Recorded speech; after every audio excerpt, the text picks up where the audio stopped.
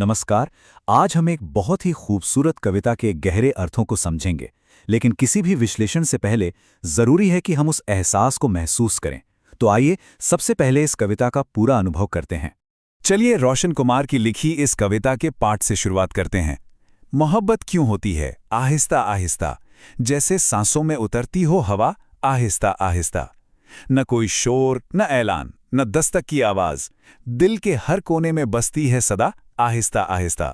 पहले बस एक नज़र ठहरती है पल भर, फिर वही नज़र बन जाती है आदत आहिस्ता आहिस्ता। अजनबी चेहरे में अपनापन झलकने लगता है और दूरी पिघलने लगती है हद आहिस्ता आहिस्ता। मोहब्बत अचानक नहीं, समझ की देहरी लांघती है, विचारों में उतरती है, हर बात से झांकती है। पहले खामोशी में बात करना सिखाती है, फिर शब्दों को भी शर्माती है आहिस्ता आहिस्ता। एक मुस्कान रुक जाती है होंठों पर देर तक, एक नाम ठहर जाता है जहन में बेवजह। दिल इन सब बातों को नकारता भी है बहुत, पर हार मान लेता है खुद से आहिस्ता आहिस्ता। मोहब्बत इसलिए नहीं होती कि कोई मुकम्मल हो, बल्कि इसलिए होती है कि कोई अपना सा लगे। कमजोरियों के साथ स्वीकार हो जाना, यही रिश्ता बनाता है गहरा आहिस्ता आहिस्ता। ये चाहत नहीं कि हर पल साथ रहे कोई, ये सुकून है कि दूर होकर भी पास लगे कोई। यादों की पोटली में भरती है नर्म एहसास और दिल को बना लेती है घर आहिस्ता आहिस्ता।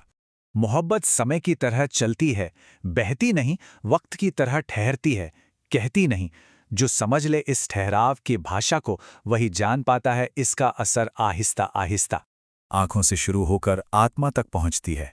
ये यात्रा किसी नक्शे की मोहताज नहीं, हर मोड़ पर थोड़ा थोड़ा बदलती है इंसान को और नया बना देती है, मगर आहिस्ता आहिस्ता। मोहब्बत इसलिए होती है आहिस्ता आहिस्ता, क्योंकि दिल टूटने से पहले सीखना चाहता है धड़कना।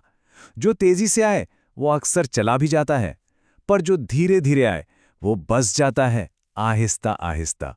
और अंत में यही समझ आता है कि मोहब्बत कोई घटना नहीं, एक प्रक्रिया है जो पूरी उम्र चलती है बिना शोर के और इंसान को इंसान बनाती है आहिस्ता आहिस्ता। तो ये थी कविता, कितनी गहरी और शांत है ना। चलिए अब इसे परत दर परत समझने की कोशिश करते हैं। पहला सवाल जो जहन में आता है वो ये है कि आखिर मोहब्बत होती कैसे है। कविता के अनुसार इसकी शुरुआत कैसे होती है। देखिए, कविता साफ कहती है कि ये कोई धमाका नहीं है, कोई अचानक होने वाली चीज नहीं, बल्कि ये तो एक बहुत ही धीमी और सहज सी प्रक्रिया है। सब कुछ शुरू होता है बस एक नज़र से। वो नज़र धीरे धीरे एक आदत बन जाती है और फिर वही आदत अपनेपन के एक गहरे एहसास में बदल जाती है। और इसमें सबसे दिलचस्प बात पता है क्या है?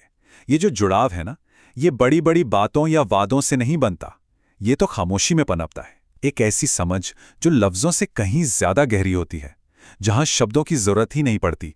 अच्छा, तो ये तो समझ आया कि मोहब्बत होती कैसे है, धीरे धीरे, खामोशी से। पर अब सवाल ही उठता है कि ये होती क्यों है, क्या वजह है इसके पीछे। आइए देखते हैं कविता इस बारे में क्या कहती है।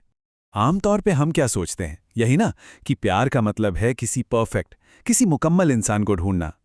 पर यह कविता इस पूरी धारणा को ही पलट देती है।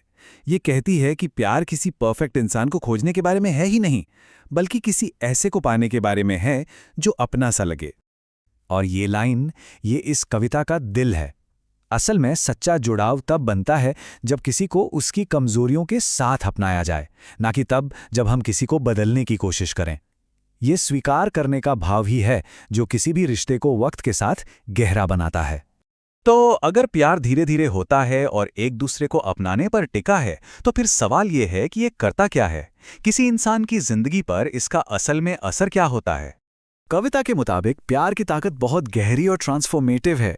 ये दूरियों को मिटाकर पास होने का एहसास देती है, ये दिल में एक घर बना लेती है, और सबसे बड़ी बात, ये इंसान को थोड़ा थोड़ा करके बदलती है, उसे और ज्यादा इंसान बनाती है। मतलब ये दिल को टूटने का मौका देने से पहले उसे सही मायनों में धड़कना सिखाती है। और ये सारी बातें हमें कविता के सबसे बड़े और सबसे जरूरी निष्कर्ष पर लेकर आती हैं। मोहब्बत का असली स्वभाव क्या है? तो ये है वो सबसे महत्वपूर्ण बात। कविता प्यार को देखने का हमारा नजरिया ही बदल देती है। ये कोई मंजिल नहीं है जहां हम एक दिन पहुंच जाते हैं, नहीं, ये तो एक प्रक्रिया है, एक सफर है, एक ऐसा सफर जो शायद पूरी जिंदगी चलता है। और यहीं पर कविता हमें एक गहरे सवाल के साथ छोड़ जाती है। सोचने पर मजबूर कर देती है कि अगर मोहब्बत एक लगातार चलने वाली प्रक्रिया है, एक यात्रा है, तो क्या इसका कभी कोई अंत होता है? या फिर शायद ये यात्रा ही इसकी असली मंजिल है?